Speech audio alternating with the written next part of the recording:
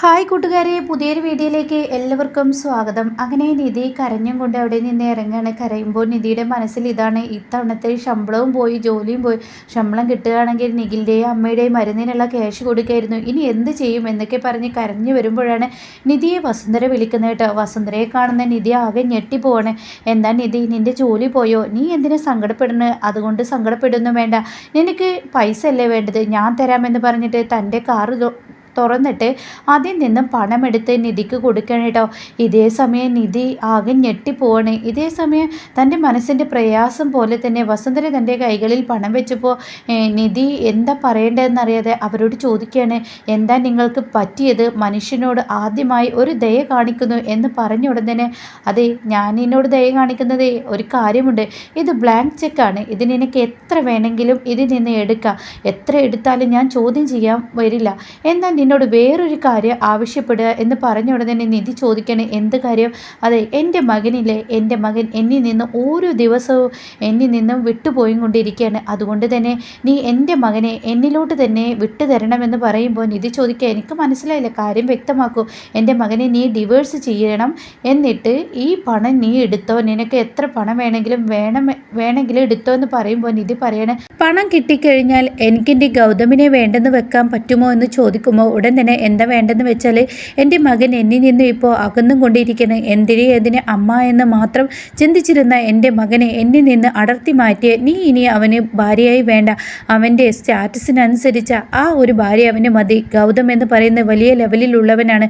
അവൻ ഓരോ ദിവസവും നീ കാരണം ചെറിയ ചെറിയ കാര്യങ്ങളിലോട്ട് പോകുമ്പോൾ അവൻ്റെ ഇമേജിനെയാണ് അത് ബാധിക്കുന്നത്. അതുകൊണ്ട് തന്നെ നിന്നെപ്പോലെ ഒരു പെണ്ണ് എൻ്റെ മകനെ ഇനി കടിച്ചു തൂങ്ങണ്ട. അത് നിങ്ങളാണോ തീരുമാനിക്കുന്നത്? അത് ഗൗതമല്ലേ തീരുമാനിക്കേണ്ടത് എന്ന് പറഞ്ഞ ഉടനെ നിധിയോട് പറയണ വസുന്ധര, ഗൗതം തീരുമാനിക്കേണ്ട, ഇക്കാര്യത്തിൽ ഞാൻ തീരുമാനിച്ചാൽ മതി. നിന്നോട് ഞാൻ എന്താ പറഞ്ഞത്? ഇതിൽ നീ ഒപ്പിട്, എന്നിട്ട് എൻ്റെ മകന് ചേർന്ന ഒരു പെണ്ണിനെ എനിക്ക് കണ്ടെത്തി കൊടുക്കണം. നിന്നെപ്പോലെ ഒന്നിനും പറ്റാത്ത, കഴിവില്ലാത്ത ഒരു കുടുംബത്തിൽ നിന്ന്, ദരിദ്ര കുടുംബത്തിൽ നിന്ന് അങ്ങോട്ട് സഹായിച്ചും കൊണ്ട് ഇങ്ങോട്ടില്ലാത്ത, അതുപോലെ ഒരു നല്ല ലെവലിലുള്ള ജോലി പോലും ഇല്ലാത്ത, ഒരു ടീച്ചർ ജോലി ചെയ്യുന്ന നിന്നെപ്പോലെ ഒരു കഴിവ് കെട്ട പെണ്ണിനെ എൻ്റെ മകന് വേണ്ട. അവൻ കഴിവുള്ളവനാണ് എന്ന് പറയുമ്പോൾ നിധിക്കങ്ങ് ദേഷ്യം പിടിക്കാനായിട്ട്, നിങ്ങളാണോ എൻ്റെ മൂല്യം കൽപ്പിക്കുന്നത്? എൻ്റെ ഗൗതം പറയട്ടെ, എൻ്റെ ഗൗതമാണ് എന്നെ വേണോ വേണ്ടേ എന്ന് തീരുമാനിക്കേണ്ടത്, അല്ലാതെ നിങ്ങളല്ല എന്ന് പറഞ്ഞ ഉടനെ തന്നെ ഗൗതമിൻ്റെ അമ്മയാണെങ്കിൽ ഞാൻ പറഞ്ഞാൽ മതി, അക്കാര്യം നീ അങ്ങ് ചെയ്താൽ മതി. ഇനി എൻ്റെ ഗൗതമിൻ്റെ കാര്യത്തിൽ ഇതുവരെയും തീരുമാനം എടുത്തിട്ടുള്ളത് ഞാനാണ്. ഇപ്പോൾ നീ വന്നതിന് ശേഷമാണ് അവൻ എന്നോട് ചോദിക്കുന്നതൊക്കെ മാറുന്നത്. എന്നാൽ നീ അവനെ മാറ്റിയിരിക്കുന്നു. അവനെ തലയണ മന്ത്രം കൊണ്ട് നീ ഓരോ ദിവസം അവനെ മാറ്റിക്കൊണ്ടിരിക്കണം. അതുകൊണ്ട് എനിക്കെൻ്റെ മകനെ വേണം. ഇത്രയും കാലം 30 വർഷം ഞാൻ അവനെ കഷ്ടപ്പെട്ട് വളർത്തിയത് നിനക്ക് തരാൻ വേണ്ടിയല്ല. എനിക്ക് എൻ്റെ മകനെ തിരികെ കിട്ടാൻ ഞാൻ നിനക്ക് എത്ര പണം വേണമെങ്കിലും തരാമെന്ന് പറഞ്ഞ് ചെക്ക് കൊടുക്കുകയാണ്. അപ്പോൾ ഉടൻ തന്നെ വസുന്ധര ഇങ്ങനെ തുറിച്ച് നോക്കുന്ന നിധിയെ കണ്ട ഉടൻ തന്നെ വസുന്ധര പറയണേ, മര്യാദക്ക് നീ ഇതിൽ ഒപ്പിടുന്നോ അതോ നിന്നെ ഞാൻ ഒപ്പിടിപ്പിക്കണോടെ എന്ന് ചോദിക്കുമ്പോൾ നിധി ആകെ ഞെട്ടിപ്പോവാണ് കേട്ടോ. അല്ലെങ്കിൽ മനസ്സ് വേദനിച്ച് വരുന്ന ആ സമയത്ത് വസുന്ധരയുടെ കുറ്റപ്പെടുത്തുന്ന വാക്കുകൾ ഒന്നിനും പോരാത്ത കുടുംബമാണ്. ദരിദ്രവാസികൾക്ക് അങ്ങോട്ട് സഹായിക്കണം, എൻ്റെ മകൻ്റെ പണം കണ്ടിട്ടാണ് നീ എൻ്റെ മകനെ കെട്ടിയത് എന്നുള്ള വാക്കുകളൊക്കെ നിധിയുടെ മനസ്സിൽ അലട്ടിക്കൊണ്ടിരിക്കുകയാണ്. അപ്പോൾ വീണ്ടും വസുന്ധര പറയണേ, മര്യാദക്ക് ഒപ്പിടുന്നോ, ഇതാ ഈ ഒരു പേപ്പറിൽ നീ ഒപ്പിട് എന്ന് പറഞ്ഞിട്ട് നിധിയുടെ കൈകളിൽ അങ്ങ് കൊടുക്കുമ്പോൾ ആ ഒരു സങ്കടം കൊണ്ട് തന്നെ നിധി ആ പേപ്പർ അങ്ങ് വാങ്ങണം കേട്ടോ. എന്നിട്ട് അതിലങ്ങ് ഒപ്പിട്ട് കൊടുക്കണം. 2 പേജിലും അങ്ങ് ഒപ്പിട്ട് വസുന്ധരയുടെ കൈകളിൽ കൊടുക്കുമ്പോൾ വസുന്ധര പറയണേ, ഇതാ ചെക്ക് ഇതാ എന്ന് പറയട്ടോ. ഇത് കേട്ട നിധി പറയണേ, എനിക്ക് നിങ്ങളുടെ ചെക്കും വേണ്ട, ഒന്നും വേണം, പണത്തിൻ്റെ പിറകെ പോകുന്ന നിങ്ങളല്ലേ. എന്നാൽ ഞാൻ നിങ്ങളോടൊരു കാര്യം പറയാം, എനിക്ക് പണത്തിൻ്റെ പിറകെ പോകേണ്ട ആവശ്യമില്ല എന്ന് പറഞ്ഞിട്ട് വേറൊരു വഴിയിലൂടെ പോകാൻ ഒരുങ്ങുമ്പോഴേക്കും, ഇടി നീ എങ്ങോട്ടായി പോകുന്നത്? നമ്മുടെ വീട്ടിലോട്ടുള്ള വഴി ഇതല്ലേ എന്ന് ചോദിക്കുമ്പോൾ, നിങ്ങളിപ്പോൾ ഒപ്പിട്ട് വാങ്ങിയില്ലേ, ഇനി ഞാൻ എൻ്റെ വീട്ടിലോട്ട് പോയാൽ എന്താ കുഴപ്പം? അത് വേണ്ട, നീ ഗൗതമും നീയുമായി പിരിഞ്ഞതിന് ശേഷം നീ നിൻ്റെ വീട്ടിൽ നിന്നാൽ മതി. അതിനാര് പിരിയുന്നു എന്നാണ് നിങ്ങൾ പറയുന്നത്? അപ്പോൾ ഉടൻ തന്നെ വസുന്ധര പറയണേ, പിന്നെ നീ ഡിവേഴ്സ് പേപ്പറിൽ ഒപ്പിട്ടില്ലേ, പിന്നെ അതിന് പിരിയുന്നു എന്നല്ലേ അർത്ഥം? അതിനെ ഡിവേഴ്സ് ഡിവേഴ്സ് പേപ്പറിൽ ആരും ഒപ്പിട്ടു, ഞാൻ എന്തൊപ്പ ഇട്ടത് എന്ന് നിങ്ങളൊന്ന് നോക്ക് എന്ന് പറഞ്ഞപ്പോൾ അതിൽ എഴുതിയിട്ടുണ്ടാവും വസുന്ധര എന്നിട്ടോ. വസുന്ധര എന്ന് എഴുതിയിട്ടുള്ള ആ പേരായിരിക്കും വസുന്ധര ഡാഗിനി എന്നൊക്കെയാണ് എഴുതിയിട്ടുണ്ടാവുക.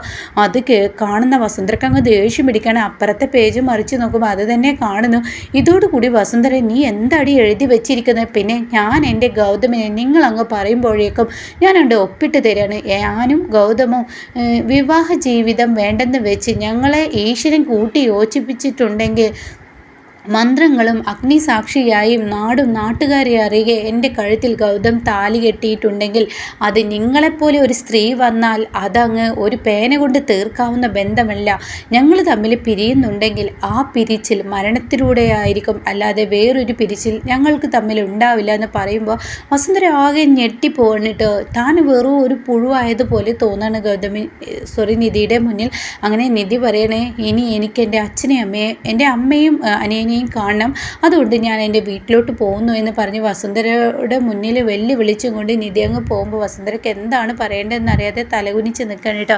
എടി, നീ എന്നോടാണോ കളിക്കുന്നതെന്ന് പറഞ്ഞ ഉടനെ നിങ്ങളോടല്ല, നിങ്ങളും ഈ പറയുന്ന CK ചന്ദ്രബോസും ഒരു വഴിയിലൂടെയാണ് നടക്കുന്നത്. നിങ്ങളുടെ ആവശ്യങ്ങൾ നിറവേറാൻ അവിടെ മറ്റുള്ളവരുടെ മനസ്സിൻ്റെ വിഷമമെന്ത്, സന്തോഷമെന്ത്, സങ്കടമെന്തെന്ന് നിങ്ങൾക്കറിയേണ്ട ആവശ്യമില്ല. നിങ്ങളുടെ കാര്യം നടക്കുക, അത്രയും നിങ്ങൾക്കറിയേണ്ടതുള്ളൂ എന്ന് പറഞ്ഞിട്ട് നിധി എന്ത് ചെയ്യുന്നു, അവിടെ നിന്നങ്ങ് പോകുന്നു കേട്ടോ. എന്നാൽ ഈ സമയം ഇപ്പുറത്താണെങ്കിലോ തൻ്റെ വീട്ടിൽ ചെല്ലുമ്പോൾ നിധിക്ക് തളർച്ച വരികയാണ്. താൻ ഇനിയിപ്പോൾ അമ്മയ്ക്ക് എങ്ങനെ പണം കൊടുക്കും, അനിയന് എങ്ങനെ പണം കൊടുക്കും എന്നൊക്കെ ആലോചിച്ച് ഇങ്ങനെ തളർന്ന് നിധി ഇരിക്കുമ്പോൾ അങ്ങോട്ടേക്ക് ചന്ദ്രി വരികയാണ്. എന്താ മോളെ നീ അവിടെ തന്നെ ഇരിക്കുന്നത്? അത് പിന്നെ അമ്മ എന്ന് പറയുമ്പോഴേക്കും അവിടോട്ട് അശോകനും വരികയാണ്. അപ്പോൾ നിധിയുടെ അമ്മാവൻ ചോദിക്കണം, മോളെ നീ എന്താ ഇങ്ങനെ സങ്കടപ്പെട്ടിരിക്കുന്നത്? അതെ, എൻ്റെ ജോലി പോയി. എന്താ മോളെ നീ പറയുന്നത്? എൻ്റെ ജോലി പോയി, എൻ്റെ ജോലി നഷ്ടപ്പെട്ടു, ഇനി എനിക്ക് ഒന്നുമില്ല, ഞാൻ നിങ്ങൾക്ക് എങ്ങനെ പണം തരും? എൻ്റെ അമ്മയുടെ അസുഖത്തിന്, എൻ്റെ അനിയൻ്റെ പഠിപ്പിന് ഇതൊക്കെ ഞാൻ നിറവേറ്റി തരാമെന്ന് ഞാൻ നിങ്ങളോട് പറഞ്ഞു, പക്ഷേ എനിക്കത് നിറവേറ്റാൻ കഴിയുമെന്ന് എനിക്ക് തോന്നുന്നില്ല ഈശ്വര, ഞാനിനി എന്ത് ചെയ്യും എന്നൊക്കെ പറഞ്ഞ് നിധി കരയുമ്പോൾ അവിടെ രേണുക വരികയാണ് കേട്ടോ. അല്ലെങ്കിലും നിനക്ക് അങ്ങനെയൊക്കെ തന്നെ വരുള്ളൂ, നീ വാശിക്കാരത്തിയല്ലേ, നീ എവിടെ ചെന്നാലും അവിടെ മുടിയത്തേ ഉള്ളൂ എന്ന് പറയുമ്പോൾ ചന്ദ്ര പറയണേ, അല്ലെങ്കിൽ എൻ്റെ കുഞ്ഞ് ജോലി പോയിരിക്കുന്ന സങ്കടത്തിൽ നിങ്ങൾ എൻ്റെ കുഞ്ഞിനെ ഇങ്ങനെ സങ്കടപ്പെടുത്തല്ലേ എന്ന് പറയട്ടോ. ഇതേ സമയം അശോകനും പറയാൻ, രേണുക നിൻ്റെ വായ അടക്കുന്നുണ്ടോ? അത് കേട്ടാ രേണുക പറയണേ, അല്ലെങ്കിൽ ഞാൻ എന്തെങ്കിലും പറയുമ്പോഴാണ് നിങ്ങൾക്കൊക്കെ തെറ്റ് എന്ന് പറഞ്ഞിട്ട് രേണുക ആ സംസാരം നിർത്തുമ്പോൾ ഇപ്പുറത്താണെങ്കിലോ നിധി ഇങ്ങനെ, അമ്മ ഇനി ഞാൻ എന്താ ചെയ്യുക, എനിക്ക് മുന്നിൽ ഒരു വഴി ഈശ്വരൻ തുറന്നു തരായിരിക്കും എന്ന് പറയുമ്പോൾ ചേച്ചി സങ്കടപ്പെടല്ലേ, ഞാൻ എത്തിയിരിക്കുന്നു എന്ന് പറയാൻ കേട്ടോ. അതിനുള്ള വഴിയൊക്കെ എന്നിലുണ്ട് എന്ന് പറഞ്ഞിട്ട് തൻ്റെ കയ്യിലുള്ള ആ മിഠായി ബോക്സ് അങ്ങ് തുറന്നിട്ട് ഇതിൽ നിന്നൊരു മിഠായി എടുത്ത്, എന്താടാ നീ കാണിക്കുന്നത്? ഞാനിവിടെ സങ്കടപ്പെട്ടിരിക്കുമ്പോൾ മിഠായി തിന്നാൻ പറ്റിയ ഒരു മൂഡിലാണോ ഞാൻ?